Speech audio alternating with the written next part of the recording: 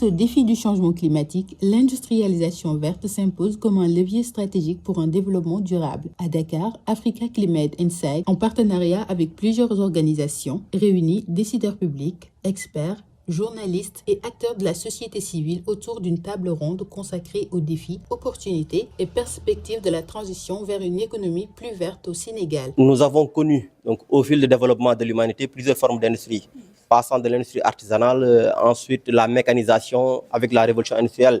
Il y a le Fordisme qui a posé une production massive. Ensuite, on est passé par l'automatisation.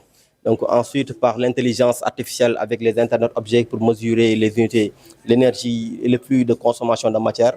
Actuellement, le greening, l'industrie verte, en quelque sorte, est un modèle économique exigeant qu'il faut coûte que coûte adapter pour pouvoir répondre au marché de demain. La deuxième chose, j'ai parlé aussi des principes ESG. Donc en expliquant ce que c'est que le principe de l'équateur, qui est adopté par l'ensemble, en quelque sorte, des bailleurs, à savoir la Banque mondiale, l'Union européenne, etc. Donc, il financent presque les projets qui intègrent l'aspect environnement, social et gouvernance.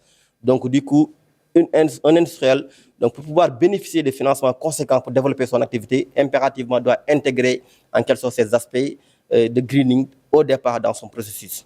Donc, le Sénégal a mis en place une stratégie d'industrialisation verte que le bureau de mise à niveau avec le ministère de l'Industrie est en train de piloter, mais aussi il y a une autre stratégie d'autonomisation des femmes qui travaillent dans le secteur agroalimentaire sur l'industrie verte. L'objectif est de mettre en place des stratégies capables de renforcer l'ensemble de la chaîne de production, des petits producteurs aux grands industriels, une approche qui vise à structurer une industrie de base appelée à devenir un moteur essentiel du développement économique dans les années à venir. Donc actuellement, ce qu'on est en train de faire, la première chose, c'est le greening. Le greening, c'est quoi?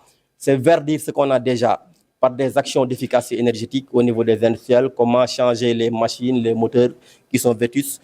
Donc, comment intégrer les aspects énergie renouvelable. Le cadre est très favorable au Sénégal. Donc, ça, c'est le greening. La deuxième chose, c'est ce qu'on appelle mettre en place des filières vertes. Donc, des filières vertes, autant pour moi. Donc, ces filières, c'est quoi? Donc, capter cette économie qui est en train de nous perdre, qui est en train d'être perdue par le Sénégal. C'est quoi? Tout à l'heure, j'ai donné deux exemples. Le premier, c'est la mobilité électrique.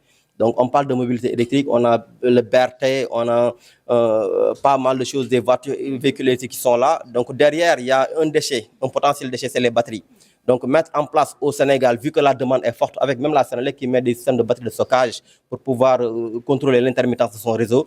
Donc, mettre en place des usines d'assemblage en quelque sorte de ces éléments issus de la batterie, donc pour permettre de commercialiser ces batteries ici localement, en partenariat avec des partenaires internationaux. Ça va créer de l'emploi et ça va créer de la valeur ajoutée dans notre industrie. À travers cette table ronde, les acteurs attendent de poser les bases d'une industrialisation plus verte, capable de concilier développement économique, protection de l'environnement et création d'emplois durables au Sénégal.